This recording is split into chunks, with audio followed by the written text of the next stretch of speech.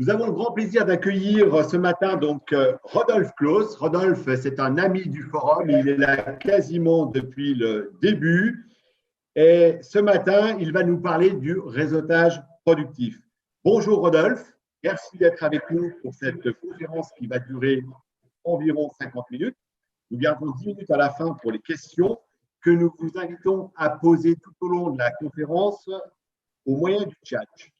Merci également à Stéphane Gounod qui assure la technique et la diffusion. Et donc, je vous souhaite une bonne séance. À tout à l'heure. Merci André pour cette introduction. Mesdames, Messieurs, bonjour. Réseauter avec joie, c'est possible. Le sujet de la conférence d'aujourd'hui, on ne va pas parler que de la joie, on va aussi parler des outils spécifiques. Quand je me suis réveillé ce matin et je me suis posé la question, est-ce que je vais me lever ou pas? Je me suis dit, ah oui, je donne une conférence et il y aurait des gens qui vont écouter et pour qui le réseautage pourrait faire une grande différence. Et peut-être il y aura l'un ou l'autre, ou l'une ou l'autre, ou retiendra l'un ou l'autre élément de ce que je partage avec vous et risque de le mettre en pratique.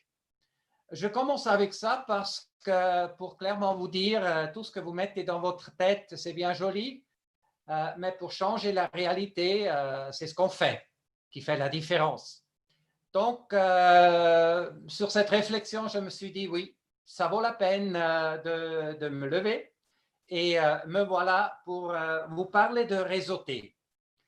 Et j'ai bien envie de commencer avec la question, mais en fait, c'est quoi réseauter? Et souvent, dans mes conférences, dans mes formations, je commence avec la définition ou je commence avec la question, mais pourquoi est-ce qu'on réseaute? Et un constat que je fais régulièrement, c'est on se focalise très souvent sur ce qu'on cherche, sur ce qu'on veut obtenir. Réseauter, c'est obtenir de l'aide d'autrui pour atteindre ses objectifs. Et c'est que plus tard dans la discussion qu'on se dit, oui, mais réseauter, c'est quand même, ça va dans les deux sens. On obtient, mais on donne aussi. Et c'est là où je me pose la question, où parfois on ne fait pas une erreur de définir d'entrée réseauter comme obtenir quelque chose. Parce que ça a quand même une influence dans la suite. Je vais y revenir, par exemple, sur les objectifs qu'on se met sur les épaules. Et si on mettait en avant que réseauter, c'est donner, c'est aider autrui, alors je vois que pour beaucoup de gens, et ce n'est pas toujours les mêmes qui aiment, qui adorent naturellement réseauter, ça ouvre de nouvelles portes. Ah oui, aider autrui, ça c'est quelque chose que je fais régulièrement, j'aime bien faire. Alors pourquoi ne pas se baser là-dessus? Parce que si dans la suite, je parle des idées que nous avons sur le réseautage, et pour ne rien vous cacher, quand il y a une quinzaine d'années, j'ai réalisé dans ma vie que je devais réseauter pour trouver des clients, ma réaction était « Oh mon Dieu, j'aime pas ». Donc, autant dire que je ne suis pas un réseauteur né, ce qui peut-être donne aussi de l'espoir à celles et ceux qui se disent « Ah oui, je n'ai pas le réseautage dans mon ADN ». Moi non plus. Donc, ce n'est vraiment pas quelque chose qui devrait vous freiner. Alors, les idées que nous avons autour du réseautage, la première, c'est donc, je viens de le dire, je dois réseauter. Et là, vous avez déjà quelque chose que vous pouvez changer dans votre tête. C'est, non, je ne dois pas, j'ai envie de. C'est quelque chose, je cherche du plaisir en le faisant. Donc, de toute façon, réseauter, c'est rencontrer du monde. Et très souvent dans la vie, on rencontre du monde pour avoir du plaisir. Donc, le fait en tant que tel de rencontrer des gens, ça devrait être plutôt plaisant, joyeux, que quelque chose qui nous pèse. Et d'ailleurs, à ce moment-là, je vais aussi introduire cette question, c'est quand le meilleur moment de commencer à réseauter? Quand est-ce qu'on devrait réseauter dans sa vie. Et la question que j'adore comme réponse à cette question, c'est quand on a besoin de rien. Quand on a besoin de rien, quand on cherche rien, c'est là qu'on est ouvert à découvrir d'autres personnes. On est vraiment dans la dynamique d'aider autrui et pas dans la pression d'obtenir, de trouver quelque chose. Et c'est ça le moment où on pourrait se lancer et planter quelque chose, ce réseau qui sera, dans ce cas-là, le moment où nous en aurons besoin. La deuxième idée que nous avons souvent, c'est réseauter, ça m'est donné ou ça ne m'est pas donné. Je sais le faire ou je ne sais pas le faire. Ou bien, c'est dans l'ADN ou pas. Et ça, alors évidemment, je suis formateur, donc c'est déjà de par ma conviction de mon métier que je dis non. Dans la vie, on peut apprendre tout, on peut augmenter le niveau d'une compétence dans tous les domaines par la formation. Et je vois, je pourrais dire quotidiennement, très, très régulièrement que des gens qui sont mal à l'aise dans le réseautage et qui s'y prennent mal peuvent complètement changer et y trouver plaisir et surtout le faire avec cette aisance et cette joie qui finalement fait que c'est bénéfique pour tout le monde, pour eux aussi et pour les autres qu'ils rencontrent. Et après, je l'ai déjà mentionné, les objectifs que nous nous mettons sur nos épaules. Oh, combien de fois je l'ai fait moi-même quand je suis allé à un événement de réseautage pour rencontrer des gens, que je me suis dit, je dois amener des contacts, je dois amener des cartes visites, je dois amener des propositions, je dois amener je ne sais pas quoi encore. Et vous l'avez vu, hein, à chaque fois que j'ajoute quelque chose de plus sur mes épaules, un poids supplémentaire, ça me pousse en bas. Et je suis allé à ces événements de réseautage avec ce poids sur mes épaules. Donc, le sourire n'était souvent pas au rendez-vous parce que justement, j'étais plus sous pression d'atteindre ces objectifs que je me suis mis moi-même. Et une chose est claire, quand le sourire n'est pas au rendez-vous, vous obtenez de toute façon moins, surtout dans le relationnel. Dans le relationnel, le sourire, c'est vraiment le pont entre vous et moi. C'est ce qui fait qu'on a envie d'aller vers quelqu'un. Donc, ce que je vous dis aujourd'hui, et quelque part, c'est mon conseil, je dirais presque le plus important, c'est aller à des événements de réseautage sans objectif. Allez-y pour avoir plaisir, pour rencontrer de nouvelles personnes et voir ce que ça peut bien vous donner. Et vous allez voir, déjà, ça change votre attitude.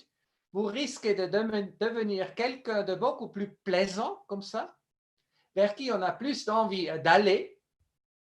Et surtout, si vous manifestez aussi l'envie d'aider autrui, ça va se sentir.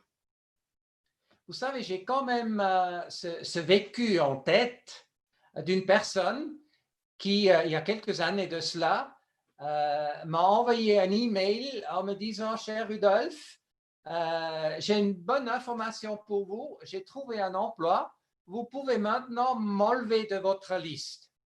De quelle liste? De la liste des gens à qui je propose de venir à mes soirées de réseautage. Alors, quand j'ai reçu cet email, je me suis dit, mais ça veut dire quoi? En fait, ça veut dire que la personne a trouvé ce qu'elle voulait, elle s'est dit, j'arrête de réseauter. Et je comprends la personne. En même temps, ça m'a rendu très triste parce que je me suis dit, voilà, on perd une personne qui maintenant, où elle a trouvé ce qu'elle a cherché, pourrait justement mettre le focus sur les autres et sur un partage, par exemple, juste partager avec les gens comment il a réussi à trouver ce poste. Donc, vraiment enlever cette idée du réseautage. J'y vais pour moi, pour obtenir quelque chose. C'est vraiment donnant, donnant. Et d'ailleurs, quand je parle de donner quelque chose à quelqu'un, c'est important qu'on ne fasse pas une petite comptabilité vis-à-vis d'une personne. Quand j'ai rencontré André il y a quelques années déjà de cela, à partir d'un certain nombre d'années, on arrête de compter, tu es d'accord, André? Et il m'a proposé de faire des conférences pour Pôle emploi. Alors j'aurais pu dire, voilà, là je rends service à André, donc il me doit quelque chose. Moi j'ai dit, foutaise, ne rentrez pas dans ce genre de réflexion bilatérale avec une personne. D'ailleurs, c'est absolument libérateur si vous dites, moi je fais quelque chose pour l'univers et ça va me revenir de l'univers. Croyez-moi, depuis 10-15 ans dans ma vie, cette philosophie, elle fonctionne à merveille pour moi. Et ça veut aussi dire que je n'ai pas à réfléchir, est-ce que là je suis en train d'aider quelqu'un qui pourrait peut-être pas me le rendre? Je m'en fiche si la personne en face peut me le rendre, parce que je sais que l'univers va me le rendre. Et puisque je dis souvent, réseauter, ce n'est pas en premier lieu une question de compétence. En premier lieu, réseauter, c'est une attitude. C'est l'attitude de vouloir apporter quelque chose à d'autres personnes. C'est la générosité. La générosité, c'est ce qui est, c'est l'ingrédient le plus puissant dans le réseautage. On va certainement revenir sur des aspects d'attitude, mais je répète donc cette première partie, ou je résume cette première partie, où je dis n'allez pas réseauter parce que vous devez, allez-y par plaisir, parce que vous avez envie. Vous avez envie, vous allez dans la découverte de nouvelles personnes. Et je vais aussi vous dire, quand vous êtes un peu plus timide ou plus introverti, d'ailleurs, mes propres soirées que j'organise une fois par mois à Genève sont vraiment un endroit où tous les introvertis, toutes les introvertis se sentent à l'aise. Donc, si vous êtes plutôt un peu timide, un peu introverti, vous pourrez toujours y aller avec quelqu'un ou aller à un endroit où vous savez qu'il y a 2-3 personnes que vous connaissez et qui ont la bienveillance de vous accueillir. Alors, réseauter dans le plaisir. Vous pouvez devenir un bon réseauteur même si ce n'est pas dans votre ADN. Et d'ailleurs, je vous rassure, ce n'est même pas sorcier, ce n'est même pas si difficile. Moi, j'ai pu l'apprendre, c'est preuve que ce n'est pas si difficile. Le plaisir est dans aider autrui. Le plaisir est dans la rencontre, dans la découverte de nouveaux univers, une nouvelle personne. Ça ouvre des portes, ça ouvre un vécu important et laissez les objectifs à la maison quand vous allez réseauter. Et encore un point, avant de clôturer cette première partie de ma conférence aujourd'hui, ce que j'entends très, très souvent, oui, mais réseauter, c'est très chronophage, ça prend énormément de temps. Oui, évidemment, rencontrer des gens, entretenir un réseau, entretenir des relations, des contacts, oui, ça prend du temps. Je ne le conteste pas. Là, je pense qu'il y a passablement de gens aujourd'hui qui m'écoutent, qui cherchent un poste de travail. Et oui, vous l'avez donc aussi compris. Alors, si maintenant vous pensez à réseauter, c'est bien. Mais tous ceux qui ne cherchent pas un poste de travail, alors ça pourrait être même un meilleur moment de commencer à réseauter. Alors, si jamais vous cherchez un poste de travail, vous savez, comme moi, parce que j'ai passé par là, que envoyer des CV, chercher des annonces, chercher des opportunités, espérer d'obtenir des entretiens, assurer un suivi sur les envois que vous avez faits. Alors, ça aussi, c'est chronophage. Ça aussi, ça prend énormément de temps. Oui, réseauter, ça prend aussi du temps, mais réseauter, c'est plutôt trouver des pistes, les bonnes informations. Vous savez que le marché du travail, il est tout sauf transparent. Hein? Il y a plus que 50% des opportunités dans le marché du travail qui ne sont pas visibles. Donc, ça veut dire, comment on fait pour les trouver? Alors, en réseau, c'est à travers le réseau qu'on trouve ces informations. Donc, oui, réseauter prend du temps. Mais c'est à chacun, à un moment donné, de réfléchir si investir du temps dans le réseautage n'est pas peut-être hyper efficace pour vous. Moi, je peux vous dire, si je ne réseaute pas, alors je gagne beaucoup de temps, beaucoup d'heures chaque semaine, mais je perds aussi tous mes clients. J'aurai plus de clients. Alors, je ne sais pas ce que je ferai dans le temps à gagner parce que j'aurai plus de revenus. Donc, quelque part, oui, réseauter prend du temps et en plus, le temps à mettre au réseau, c'est du beau temps. Ça me fait plaisir. D'ailleurs, je vais dans le réseautage vers des gens où je sens une certaine attirance, où il y a un courant qui passe. Ça, c'est une clé pour le fonctionnement dans le réseautage. Voilà. Avec ça, j'ai cadré quelque peu l'attitude que vous pouvez changer parce qu'elle est dans votre tête. Hein, elle est que dans votre tête vis-à-vis d'une activité qui, traditionnellement, culturellement, dans nos régions, est plutôt perçue comme quelque chose qu'on n'aime pas trop. Commencez par aimer l'idée d'aller réseauter et trouver le plaisir dans la rencontre de nouvelles personnes, dans l'écoute d'histoires, de vécus, d'expériences, d'informations d'autres personnes. Voilà. Maintenant, dans la suite, je vais vous parler vraiment de quelques outils. Et je mets peut-être le mot outil entre parenthèses, parce que juste le premier, ce n'est pas tant un outil qu'une conscience. La première chose qu'on devrait savoir quand on va à la rencontre d'autres personnes, c'est ce qu'on a à donner à d'autres personnes. Et vous voyez, je suis cohérent avec moi-même. Je dis on devrait définir, réseauter d'abord par donner. Et là, je commence en vous disant qu'est-ce que vous avez à donner. Et il est vrai, il m'a été dit même souvent, et plus particulièrement par des gens qui cherchent un travail, ah, vous savez, je n'ai pas tellement de choses à donner. Et cette réponse, bien que je puisse la comprendre, je me dois de vous dire qu'elle est complètement fausse. Tout être humain a beaucoup de choses même à donner à d'autres personnes.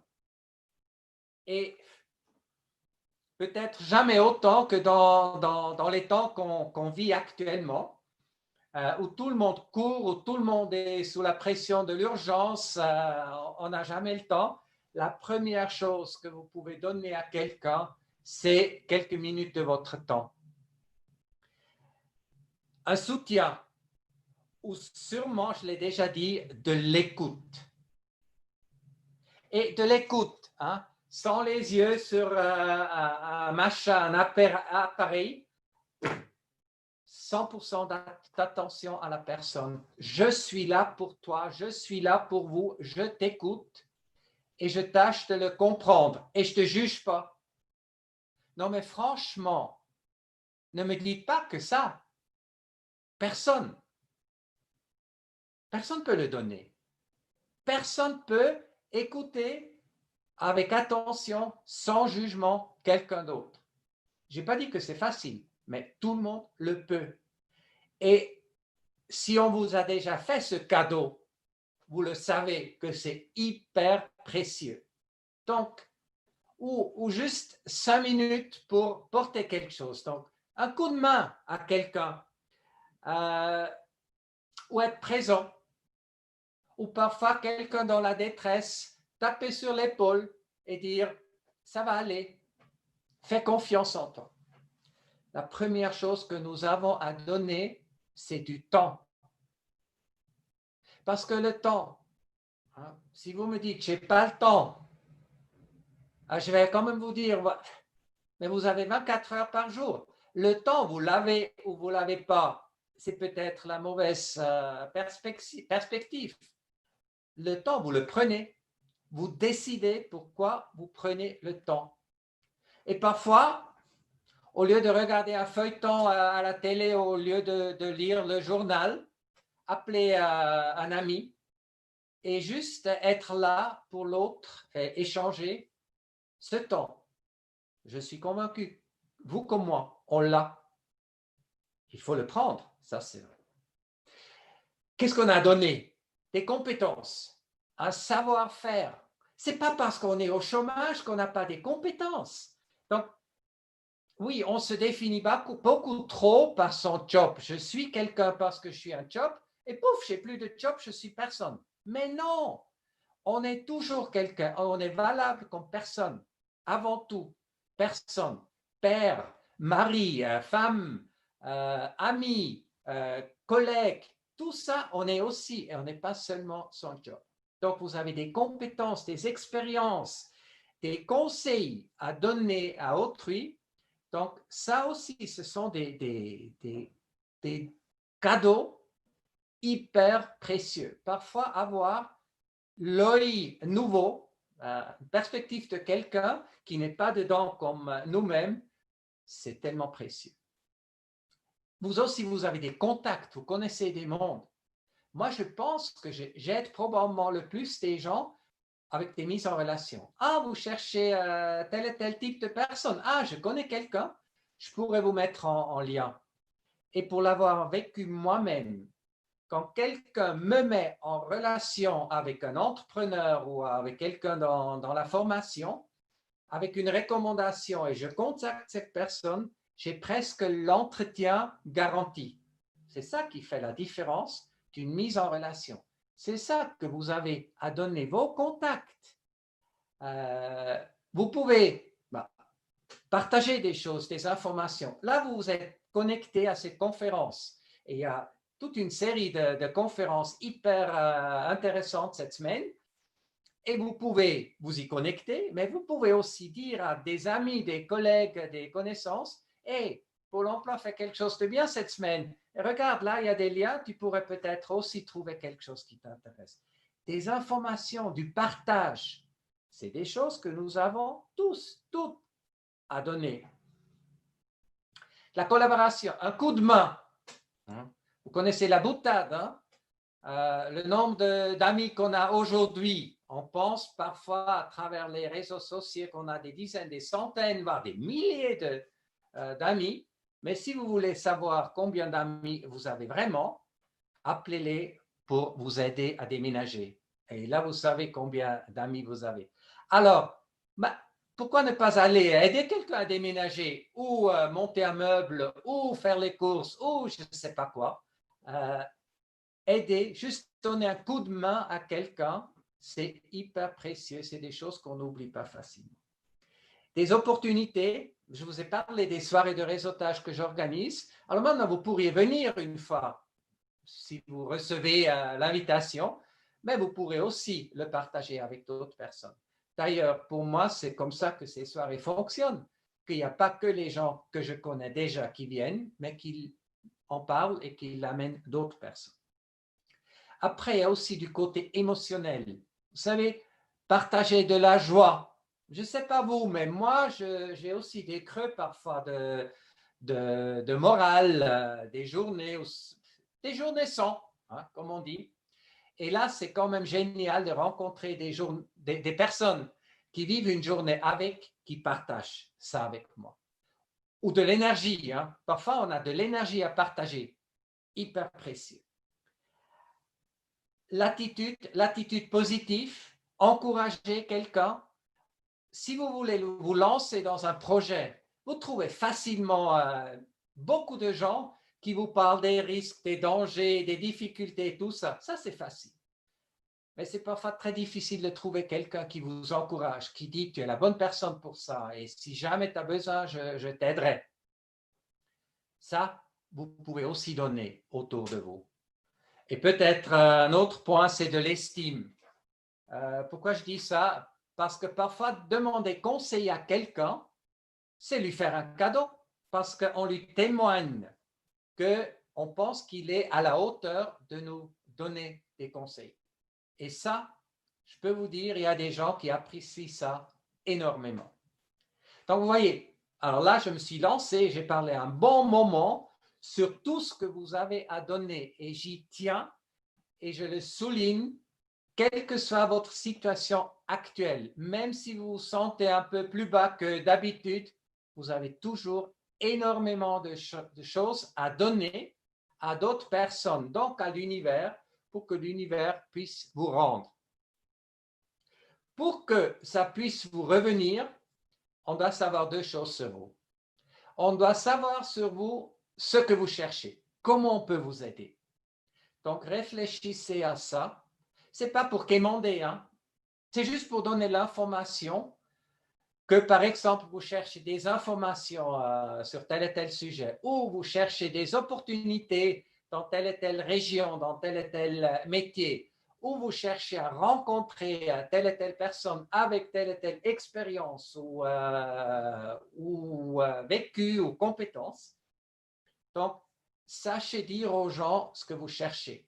Trop de gens, à mon goût, me disent quand je leur pose la question, mais comment peut-on vous aider? Qu'est-ce que vous cherchez? Ah, c'est une bonne question. Entre vous et moi, je savais déjà que c'était une bonne question. Je voulais entendre la réponse. Et la deuxième chose que vous devez savoir sur vous et dire aux autres, c'est pourquoi vous? Je me prends moi comme exemple. Je suis formateur indépendant et je peux vous dire, dans cette région lémanique, il doit y avoir des milliers de formateurs indépendants, des milliers. Pourquoi quelqu'un travaillerait avec moi et pas avec un des autres? Si moi, je ne peux pas amener ma différence, ma spécialité, mon unicité peut-être, ce qui me différencie des autres, pourquoi quelqu'un viendrait chez moi et pas chez les autres? Ça, c'est votre tâche. Votre tâche dans le réseautage, c'est savoir comment on peut vous aider et savoir en quoi vous êtes unique, voire spécial. Je ne vais pas m'attarder sur ces deux points aujourd'hui parce que je le fais souvent à d'autres événements. Je l'ai déjà fait dans le cadre de Pôle emploi. Je l'approfondis volontiers aussi à mes soirées de réseautage. Mais pour ce soir, je vais en rester là, si ce n'est que peut-être ajouter que dans le deuxième point, pourquoi vous, travaillez la sympathie. Comment peut-on travailler la sympathie?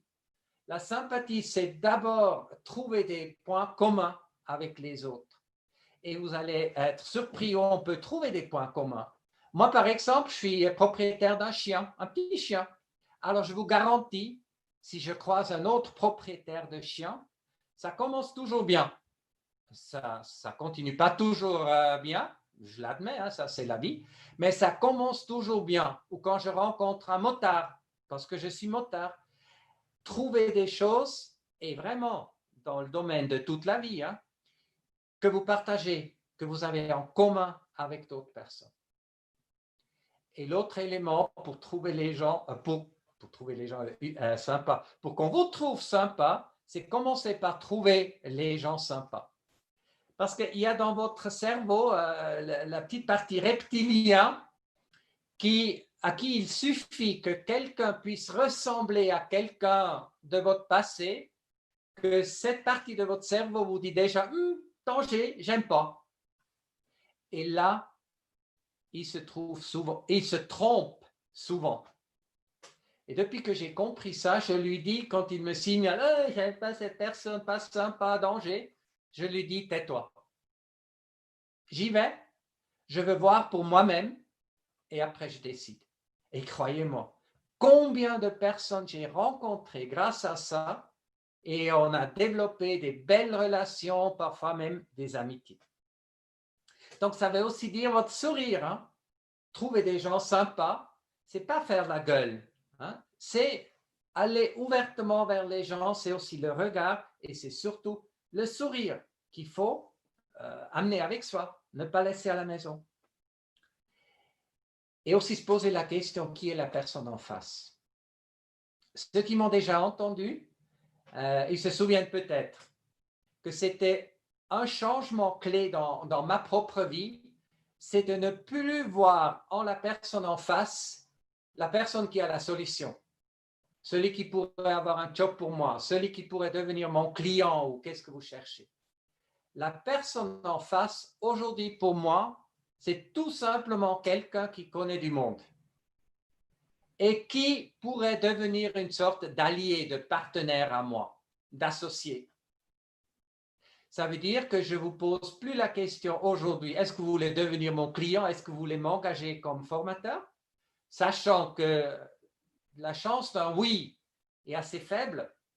Je vais vous poser la question, qui connaissez-vous qui pourrait être intéressé par mes services de formateur? Et vous sentez peut-être que ça change complètement la dynamique dans une relation et d'autant plus dans une relation naissante. Qui est la personne en face? C'est quelqu'un qui connaît du monde. Et quand je parle de la personne en face, je dis aussi un autre élément. Dans le réseautage, on se rencontre au même niveau. Nous sommes tous au même niveau comme êtres humains. Nous sommes des êtres humains. Et ce n'est pas lui est là et moi je suis là. Parce que si ça c'est le ressenti, quel que soit le côté où vous vous trouvez là-haut ou là-bas, vous travaillez dans une dynamique de déséquilibre. Et réseauter fonctionne dans une dynamique d'équilibre. D'équilibre de donner et recevoir, et ça ne peut pas fonctionner ici. Et je vous rappelle, comme être humain, nous avons tous beaucoup de choses à donner à autrui. Je me souviens, quand j'ai osé poser une fois la question à un DRH, un directeur des ressources humaines, que pourrais-je faire pour vous? Comment je pourrais vous être utile? Il ne savait pas comment y répondre. Personne ne lui pose cette question. La seule question qu'on lui pose, c'est « Est-ce que vous auriez un job pour moi ?» Et il est tellement triste parce qu'il doit pratiquement toujours dire non. Donc, il aime déjà la question « Qui connaissez-vous qui pourrait être intéressé par mon profil ?» Mais je peux vous dire, si vous lui posez la question « Qu'est-ce que je pourrais faire pour vous ?» Justement pour montrer que vous êtes au même niveau et que vous pouvez faire des choses pour lui, que vous pouvez partager des expériences avec lui. Ça, c'est important. Définissez-vous, sentez-vous au même niveau des autres. Je sais, ça aussi, pas forcément facile, mais primordial. Et si jamais vous vous sentez une fois supérieur aux autres, tâchez aussi de le corriger, parce que ce n'est pas non plus la bonne dynamique pour réseauter qui est quelque chose qui se passe dans l'équilibre.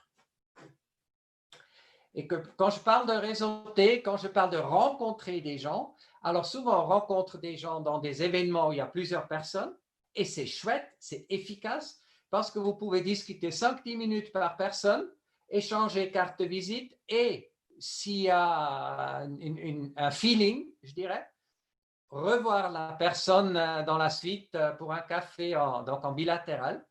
Donc, il y a ces deux types de rencontres. Là, on rencontre plusieurs personnes pour faire la connaissance de plusieurs nouvelles personnes. Et après les rencontres, on revoit la personne en tête à tête. Et ça fait déjà partie du suivi. Hein. Si vous rencontrez quelqu'un comme moi dans un événement de réseautage, vous avez peut-être le sentiment, ah, ce monsieur il pourrait peut-être me donner un peu plus d'idées, de conseils ou partager plus d'expériences que ce qu'on peut partager en 5 à 10 minutes. Donc, proposez, si vous le sentez, à la personne, on pourrait se revoir pour prendre un café une fois ensemble. On s'organise pour que ça arrange les deux, aussi bien au niveau du temps que du lieu. Mais croyez-moi, quand je pose cette question, moi je dirais 9 fois sur 10, on me répond par oui. C'est très rare que j'ai le sentiment que j'aimerais revoir cette personne et la personne ne partage pas ce sentiment. Ça, c'est une partie du suivi. Donc, ne vous attendez pas à ce que si vous réseautez dans un forum, des choses merveilleuses vont se passer tout de suite. C'est des débuts de relations qui peuvent se créer. Mais après, la relation se cultive. C'est un peu comme le paysan qui plante et qui pense qu'il peut récolter le soir même. Ah oui, là, vous allez dire, évidemment, qu'est-ce qu'il est con? Je ne dirais pas jusque-là parce que, attention, nous le pensons parfois dans le réseautage. On peut planter et tout de suite récolter. C'est très rare qu'on peut récolter tout de suite. Et d'ailleurs, quand je parle de suivi de la suite dans le cadre de réseautage, je vous propose aussi à un moment donné de chercher un peu moins de faire de nouvelles connaissances, parce que je vois beaucoup de gens, je les appelle parfois des chasseurs de cartes de visite, des gens qui veulent faire de nouvelles connaissances à tort et à travers. Et c'est certainement une dynamique qui vient avec une bonne intention. Mais en même temps qu'on chasse tout le temps de nouvelles relations, on délaisse un peu les relations qu'on a déjà, qu'on a commencé, mais on n'investit pas pour cultiver, pour développer ces relations. Vous savez, parfois on me pose la question, combien de relations faut-il pour avoir un bon réseau? Et c'est une bonne question. Vous regardez sur LinkedIn, et il y a énormément de personnes qui ont plus de 500 contacts. Et quand on gratte plus loin, il y a des gens qui ont 1000, 2000, 3000, 4000 contacts sur LinkedIn. Est-ce que ça, c'est un bon réseau? Chapeau, bravo. Non, un bon réseau, c'est peut-être 30, 40 bonnes relations. Parce que si vous avez 30, 40 relations que vous entretenez, et chacun de ces personnes entretient 30, 40 bonnes relations, vous avez avec ces personnes ensemble déjà des centaines de possibilités d'avancer à votre deuxième niveau, donc à travers une autre personne, ou une personne peut vous mettre en lien. Donc, c'est pour ça que je suis vraiment devenu un partisan de cultiver les relations, prendre du temps de revoir des gens qu'on a rencontrés au lieu de toujours courir vers de nouvelles personnes à rencontrer. Ouais, parfois je parle du coup de foudre à ce moment-là, comme parallèle dans la vie privée. Alors franchement, je pourrais vous dire, si moi j'avais attendu le coup de foudre, je serais toujours célibataire parce que je n'ai jamais rencontré le coup de foudre. J'ai toujours dû ramer, j'ai toujours dû revenir faire d'autres efforts pour qu'une relation amoureuse puisse se développer. Et je pense que c'est à peu près la même chose dans le réseautage, même si le but est différent. C'est le résultat immédiat, un retour faramineux immédiat, c'est de mon expérience très rare. Et les magnifiques exemples que j'ai de jolis résultats, des relations, des mises en relation qui ont donné lieu à des relations clientèle, c'est toujours après plusieurs rencontres, après plusieurs échanges. Et parfois, on s'est rendu avec des petits trucs et c'est devenu de plus en plus grand. Donc, pensez à ça, pas seulement créer des débuts de relations après les laisser mourir. C'est comme quand vous plantez une nouvelle plante, elle est fragile, il faut s'en occuper, il faut donner de l'eau pour qu'elle puisse grandir et se fortifier. Je vois la même chose pour les relations. Et comme on est dans les outils, moi je dirais une belle carte visite est vraiment aussi un outil puissant parce que c'est l'outil avec lequel on part après la rencontre avec vous. Moi, je prédis une longue vie à la carte visite parce que je pense que c'est important avec tout ce qu'on a de manière électronique qu'on puisse donner quelque chose en main propre de l'autre personne qu'on aura rencontrée pour quelques minutes. Voilà, ce début de relation, quelque chose que la personne pourrait prendre avec elle. Moi, j'ai d'ailleurs depuis de très longues années ma photo sur la carte visite. Alors, petit conseil, si vous mettez votre photo sur une carte visite, faites-la faire par un pro, par un photographe professionnel, parce que vous voulez montrer déjà là que la qualité pour vous, c'est important, quel que soit ce que vous cherchez. C'est ce que nous voulons en principe tous véhiculer. Donc, sur une carte de visite et d'ailleurs aussi sur votre profil LinkedIn, une photo faite par un professionnel, photo portrait avec le sourire, où on voit, où on aperçoit vos dents. Franchement, croyez-moi, ça vaut la peine, ça vaut l'investissement, ça vaut l'image que vous êtes en train de créer de vous. Et j'ai déjà dit à des gens qui m'ont dit, mais j'ai pas de carte de visite, qu'est-ce que je mettrai dessus? Il faut, à part la photo, il faut 3 choses sur une carte de visite. Votre nom, prénom, nom, un numéro de téléphone, une adresse email. C'est tout ce qui, c'est le minimum syndical, je dirais.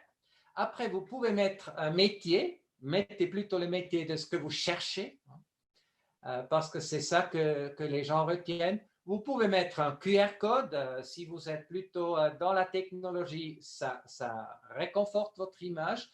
Vous pourrez mettre d'autres images qui sont en lien avec votre personnalité, votre recherche, votre spécialité. Vous pouvez mettre votre lien vers votre profil LinkedIn. Il y a tellement de choses qu'on peut mettre dessus. Mais croyez-moi, une carte de visite avec prénom, nom, numéro de téléphone, adresse email, ça suffit déjà. J'ajouterais, mettez votre photo. Parce que je dois quand même dire, ça m'est arrivé de rentrer après un événement de réseautage avec 6, 8 cartes de visite. Et déjà le soir même et surtout le lendemain, je regarde ces cartes et je me dis, mais c'était déjà qui celui-là? Alors vous pouvez dire, ouais, c'est ma tête qui fonctionne plus si bien, mais croyez-moi, j'ai eu confirmation à plusieurs reprises de personnes beaucoup plus jeunes que moi qui vivent la même chose. Et après, je l'ai déjà mentionné 2-3 fois, votre profil LinkedIn. On parle souvent des réseaux sociaux. Et moi, j'aime pas trop qu'on mette tout dans un pot. Parce que pour moi, dans les réseaux sociaux, il y a LinkedIn et tout le reste. Parce que LinkedIn, c'est heureusement, encore aujourd'hui, la plateforme professionnelle avant tout.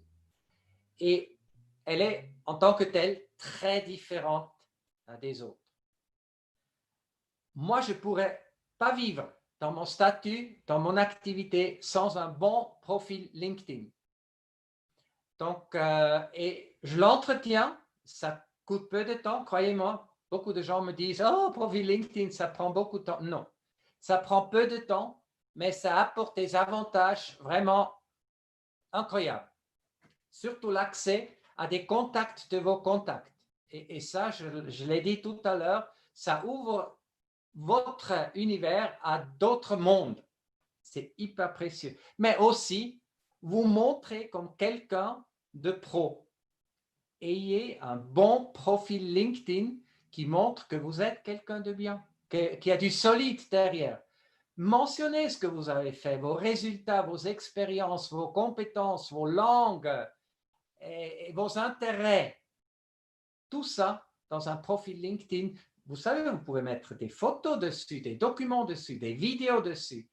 Un bon profil LinkedIn, c'est un super porteur et vous montre comme personne de compétent.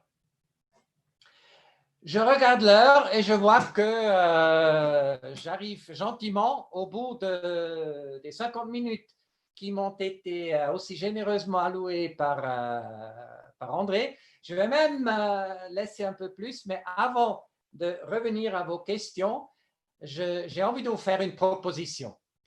J'ai envie de vous faire la proposition en échange de tout email que je reçois à partir de maintenant, à mon adresse rudolf.klaus@rkls.ch, où vous mentionnez, évidemment, vous mentionnez cette conférence, je vais vous envoyer 2 documents. Un document qui résume en détail, même si ça ne sera jamais complet, tout ce que vous avez à donner. Voilà, ça c'est l'aperçu de cette feuille. Il y a beaucoup de choses dessus. Et un deuxième document, c'est l'attitude du réseauteur et les questions en or. Il n'y en a pas beaucoup, mais c'est vraiment des questions très porteuses dans le réseautage. Et puis pour celles et ceux qui le souhaitent vraiment, mais il faut l'indiquer, je vous donne volontiers aussi 1 ou 2 ou 3 conseils par rapport à votre profil LinkedIn, si ça vous tente. Et évidemment, un point supplémentaire, c'est en partageant votre adresse email avec moi, je pourrais aussi vous informer sur mes soirées de réseautage que j'organise régulièrement sur Genève. Et si vous avez envie d'y partager, d'y participer une fois, alors sachez que vous seriez là ou le bienvenu. Avec ceci, je passe la parole à Stéphane. Stéphane, vous avez attentivement lu toutes les questions qui ont pu être posées pendant ma conférence. Alors, dites-moi, qu'est-ce que je pourrais encore expliquer aux auditeurs? Alors, merci beaucoup, Rudolf. Bonjour à tous. Alors, il y a plusieurs questions qui sont apparues, principalement sur la situation actuelle liée au Covid, à savoir, il y a 2 questions principales. Comment réseauter dans cette période compliquée de Covid avec les restrictions qu'il peut y avoir? Et la deuxième question qui va avec, c'est comment montrer le sourire derrière le masque? Ok, très bien.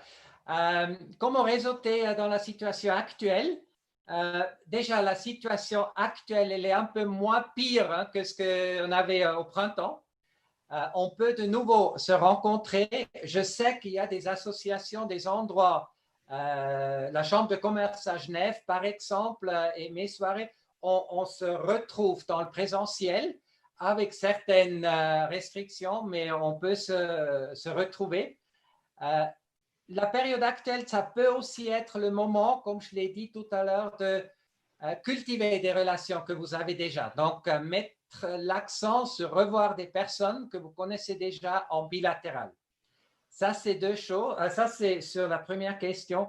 Et sur la deuxième question, je vous garantis que tout sourire vrai est visible même avec le masque. Ça se voit dans les yeux. Et c'est peut-être même, alors je provoque un peu, c'est peut-être même un avantage parce que les faux sourires, vous ne les voyez pas. Parce que le faux sourire reste caché en dessous. Le vrai sourire se manifeste toujours dans les yeux. Donc, souriez véritablement et on va le voir. D'accord, merci beaucoup. Pour faire du réseautage, est-ce que c'est bien d'aller dans un espace de coworking? Je pense que c'est vraiment un endroit qui est propice au réseautage. Déjà, dans le coworking, on rencontre d'autres personnes qui ont une certaine ouverture parce que ce n'est pas si évident de travailler dans un tel endroit. Et il y a souvent aussi des personnes qui y vont parce qu'ils n'ont pas envie d'être tout seuls. Il y a souvent d'indépendants qui sont dans ces endroits. Donc, oui, vous allez rencontrer des gens où le partage est quelque part déjà dans leur intention. Donc, oui, je pense que déjà travailler dans un espace de coworking est propice au réseautage. Et ensuite, ces endroits organisent aussi régulièrement des événements de rencontres. Et je pense que là aussi, c'est des bons moments où vous rencontrez des gens qui ont la même ouverture de partage. D'accord, très bien.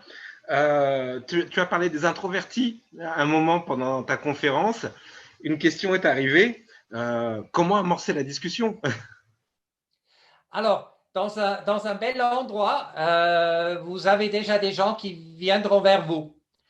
Après, comment amorcer la discussion? C'est pour moi des questions qui facilitent souvent l'entrée. C'est poser la question à quelqu'un, qu'est-ce qui vous a fait venir ici? Ou comment vous avez trouvé la conférence? Parce que souvent, à des événements de réseautage, il y a des conférences. Ça peut être des ouvertures. Moi, je dis, intéressez-vous à l'autre personne. Donc, n'ayez pas l'impression que vous devez parler de vous à la personne, parce que ça, souvent, ça bloque. Non, ouvrez avec une question qui s'intéresse à l'autre personne.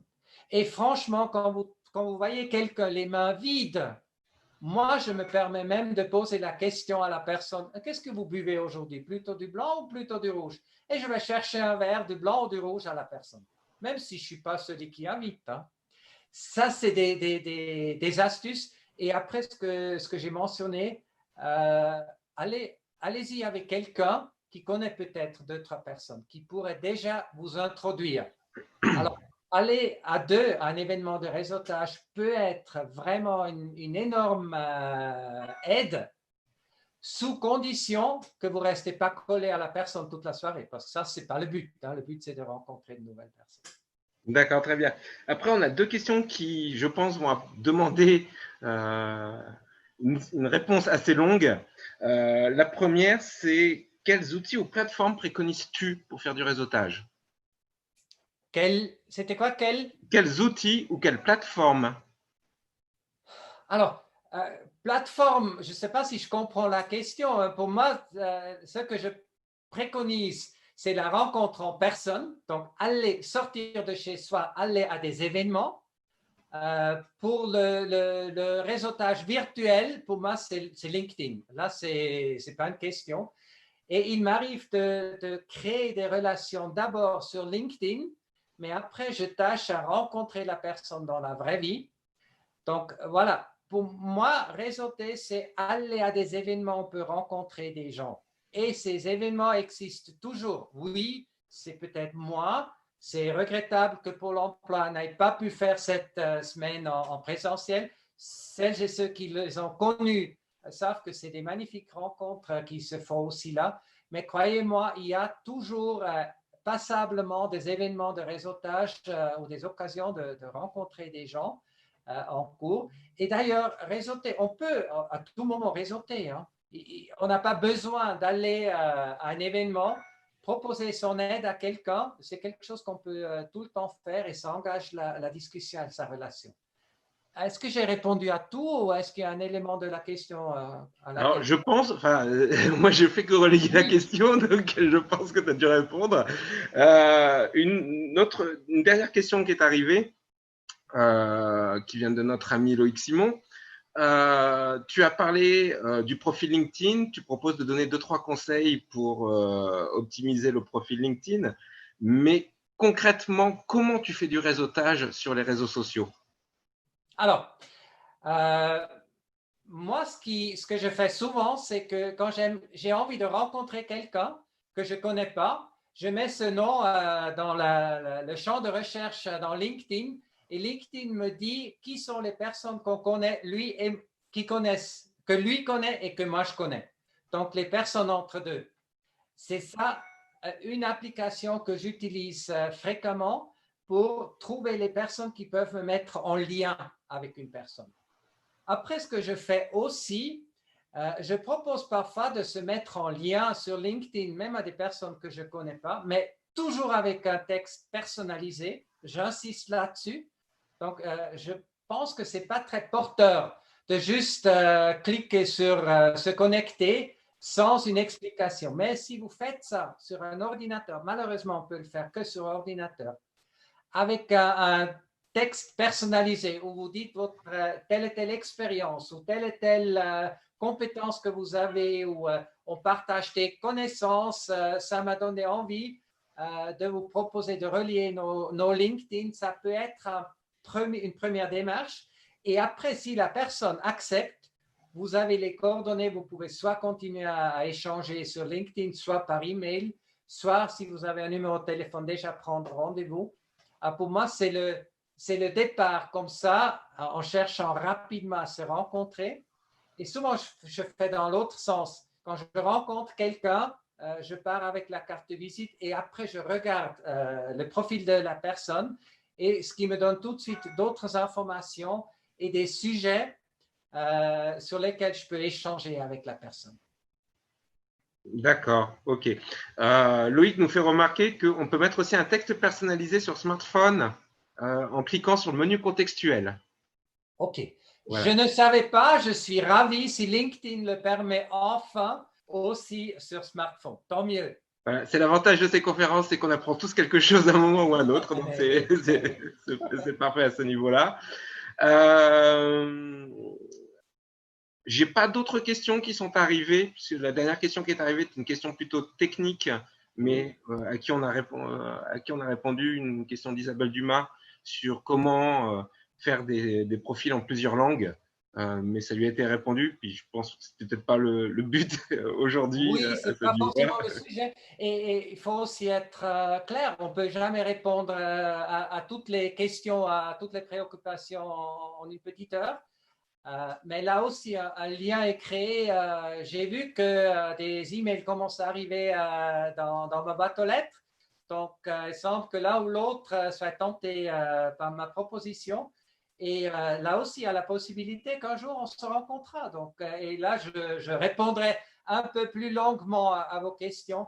Là, c'est vrai, je fais un effort à répondre brièvement pour pouvoir répondre à un maximum de questions et aussi pour pouvoir terminer dans les temps, parce que je trouve que c'est aussi une question de respect vis-à-vis de vous. Vous avez probablement, je ne sais pas, une autre conférence ou un repas ou je ne sais pas quoi. Moi, j'aime bien commencer à l'heure et terminer à l'heure. Tu sais, Stéphane, moi, j'ai des origines un peu suisse-alémaniques, donc nobody's perfect et je ne m'en débarrasse pas complètement. Donc, la ponctualité, c'est dans mon ADN. Oui, c'est un ADN suisse, effectivement. Pour conclure, alors dessus, il nous reste quelques minutes pour conclure. Si tu dois résumer tout ce que tu as dit en une minute, Alors, si je dois quels sont les résumer, points fondamentaux? en une minute, c'est un sacré défi. C'est que ce qui fait la différence, c'est votre attitude, votre sourire, votre générosité, mais c'est aussi sortez, osez. On ne résout pas vraiment en restant chez soi. On peut faire des petites choses, mais j'insiste sur réseauter, c'est vraiment quelque chose qui se passe entre êtres humains et qui se passe jamais aussi bien que quand on se rencontre physiquement. Donc, Rudolf, sortez. je t'interromps un instant dans ta conclusion. Est-ce que tu peux remettre ton slide en partage, s'il te plaît, parce que des personnes nous redemandent ton adresse email. Avec plaisir. Alors, Voilà. sortez, osez et surtout, c'est un bon conseil, mais ce n'est pas facile, ne vous sentez jamais inférieur aux autres. Donc, vous êtes en tant qu'être humain précieux pour d'autres personnes. Donc, oubliez de vous définir par votre job que vous avez peut-être perdu. Moi, ça m'est arrivé 2 fois dans ma vie que j'ai perdu mon job. Et ce n'est pas pour autant que je suis devenu à ce moment-là quelqu'un qui ne vaut plus rien. On vaut toujours beaucoup. On est juste dans une autre situation de vie. Donc, c'est vraiment ça. Et chercher et trouver le plaisir dans la rencontre d'autres personnes. Voilà, une minute. Parfait, tu as été excellent. Parfait, très bien. Alors, sur ce, cette conférence se termine. Merci beaucoup, Rudolf. Ça a été vraiment passionnant de te suivre à ce niveau-là. Je laisse le mot de la fin à André pour la suite de la journée. Oui, eh bien, un grand merci collectif. Vos sourires font plaisir à voir. J'ai retenu la leçon. Il y avait une toute petite dernière question, si YouTube ne nous coupe pas. Rodolphe, où sont les endroits de réseautage à Genève, en dehors des soirées que tu organises? Les endroits. C'est moins des endroits que des organisations qui l'organisent. Mais alors, la Chambre de commerce, c'est un endroit. La FAIR, c'est un endroit. Et après, il y a vraiment une multitude de petites organisations qui régulièrement organisent des événements. Parfois, c'est aussi des groupements Ça peut être des groupements de métiers, des groupements de femmes, toutes sortes de groupements de jeunes. Mais alors là, la réponse est un peu plus longue. Et la deuxième question? Oui, ben, je crois que tu as donné les éléments, tu as donné quelques pistes, en effet, pour occuper nos prochaines soirées lorsque la crise sera derrière nous aussi. Voilà. En tout cas, merci, ce fut un plaisir. Je crois que c'est la deuxième fois que tu intervenais dans le cadre de nos opérations en ligne. Je sais que tu préfères sans doute le présentiel, mais merci d'avoir joué le jeu et pour tout ce que tu peux apporter avec ton cœur aux gens. Merci infiniment. Au plaisir. Merci beaucoup.